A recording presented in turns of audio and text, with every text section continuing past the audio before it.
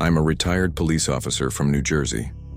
Over the course of my 20-year career, one call stands out as the most disturbing I ever responded to. It was a school lockdown at a nearby middle school. I won't name which one, for legal reasons. It happened on a dark, stormy day. My car number came up over the radio. A suspicious man had been seen exiting a white van behind the school and slipping through the back door near the boys' locker room. I arrived at the back parking lot and immediately spotted the white van. Nobody was inside. All the doors in the trunk were locked. I approached the red back door that opened into the gym hallway. Right away, I noticed the main lights were off. The entire school interior was cloaked in darkness. I unclipped my flashlight from my belt and carefully made my way through the dim halls. When I reached the lobby, a woman quietly emerged from the front office. She whispered to me to check the boys' locker room and warned me to be careful. There was a chance the intruder was armed. I radioed for backup and was assured it was already en route. I circled back to the hallway I first came in through and located the boys' locker room next to the exit. I gently pushed the door open, trying not to make a sound. The room had no windows, no lights, total darkness except for my flashlight beam. There was a soft white noise, likely from a ceiling vent, but beneath it I could hear faint sounds, scratches, or the occasional metallic ding echoing from the lockers on the far side. Protocol said I should announce myself, but honestly I was too tense. The air in that room felt thick. I gripped my flashlight in one hand, my service weapon in the other, and slowly crept toward the back of the room. Wherever I stood, the noises always seemed to come from the opposite side.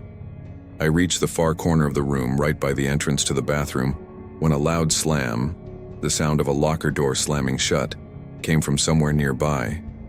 It startled the hell out of me. I rushed in that direction and realized it came from the football team's locker room, just an extension of the main one, separated only by a row of oversized lockers. These were much larger than standard ones. At last, I mustered the nerve to announce myself. "Police!" I shouted. Almost immediately, I heard a boy scream, "Help!" The voice was muffled, as if it were coming from inside something. Then I heard banging, metallic pounding on a locker door from the opposite side of the row. When I realized the boy was trapped inside a locker, I felt my stomach drop. I told him I'd be right back and ran to radio for backup again. Then I sprinted outside to check on the van, but it was gone, and that was my biggest mistake. I hadn't taken down the plate number when I had the chance. Radioed dispatch and urged them to be on the lookout for a suspicious white van in the area.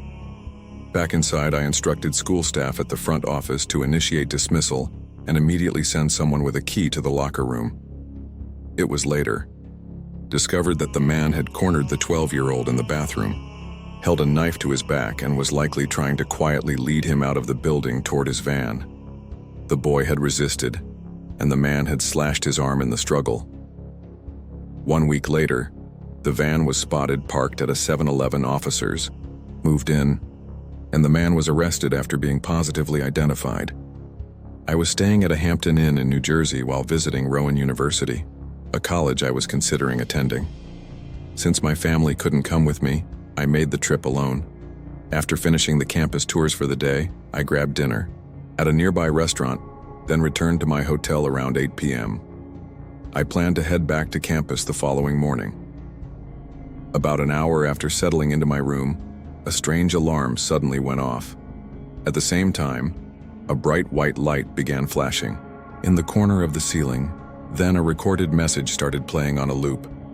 "All Hampton Inn guests, please remain in your rooms. This is a lockdown."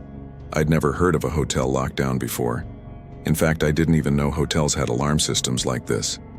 At first, I didn't feel scared. Honestly, it seemed more interesting and surreal than anything.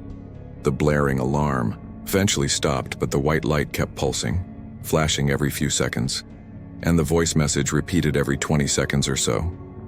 It was only around 9:30, so I turned on the TV for some background noise, while the message continued looping, and the light kept flashing.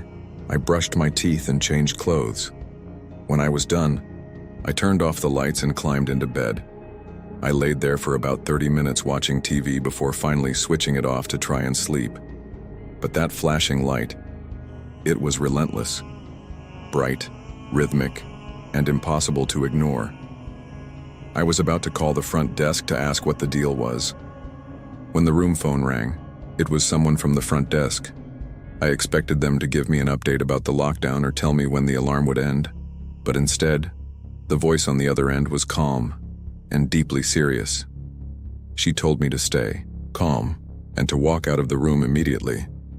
That's when I asked, "What exactly is happening?" Her next words sent a chill through me.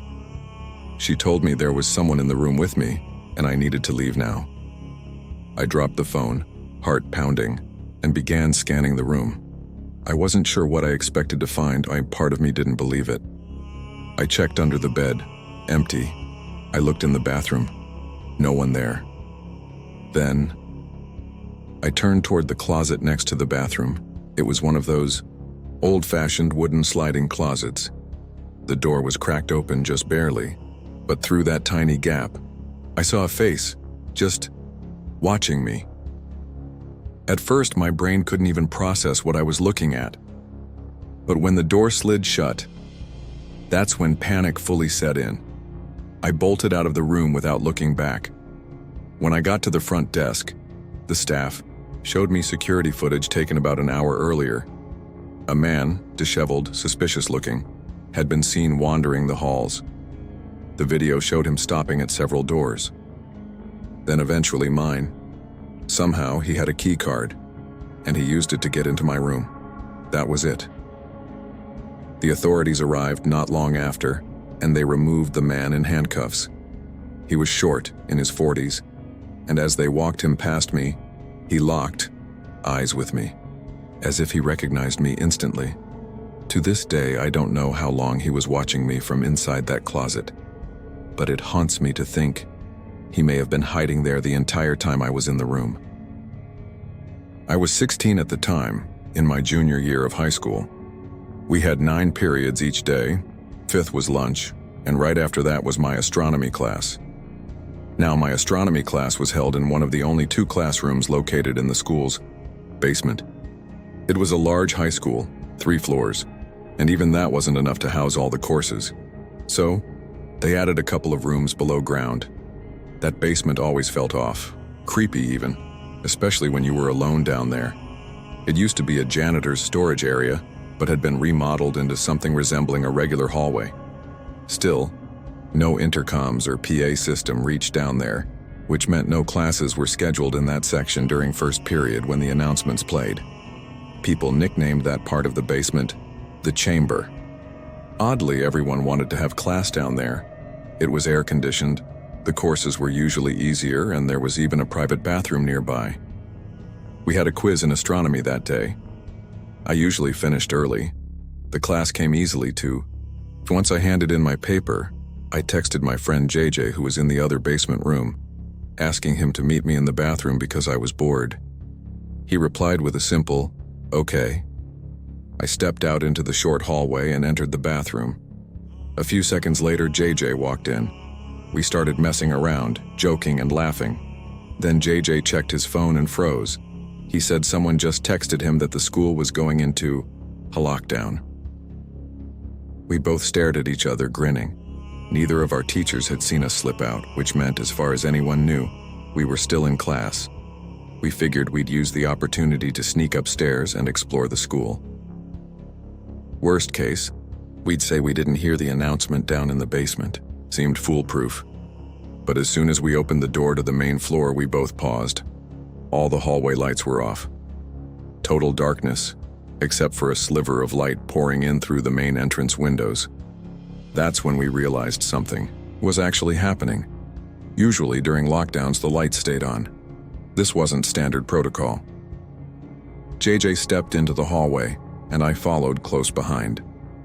Then he stopped, looked ahead, and said, "Who's that?" I looked too, and someone was emerging from the darkness. At first, we couldn't tell if it was a teacher, but as he came closer, it became clear. He wasn't staff. The guy looked homeless, tattered clothes, grimy. "Off. Let's go," I whispered to JJ, and we both turned back toward the basement. He definitely saw us. Back downstairs, we saw both classrooms were closed and dark. Rather than bang on doors and cause a scene, we ducked into the bathroom. I flicked off the lights as soon as we entered, and we huddled together inside the last stall in the corner. The room was dead silent. No humming vents, no echoing pipes, just our shallow breathing and the occasional drip of the sink faucet. Then, the bathroom door opened. Light from the hallway poured in for a moment and then vanished as the door clicked shut again. We held our breath, and then we heard slow, heavy footsteps approaching our end of the room. They stopped just outside the stall, and then the breathing began, loud, labored, like someone winded or angry. We were terrified. JJ leaned toward me and whispered, "We have to crawl through the stalls." But the room was so quiet, even his whisper echoed. The breathing stopped. Then, a hand pressed against our stall door. I whispered, "Go." We both dropped to the floor and began crawling, under one stall, then the next, and another after that, just trying to make it out the other end before the guy burst in. Behind us, the stall door slammed open, and we heard banging as he started hitting the walls. We stood up, bolted for the door, and as light filled the room again, we caught a glimpse of the man. He was standing in the corner, watching us. We ran straight to JJ's classroom door and pounded on it. The teacher opened it fast and slammed it shut behind us, locking it immediately.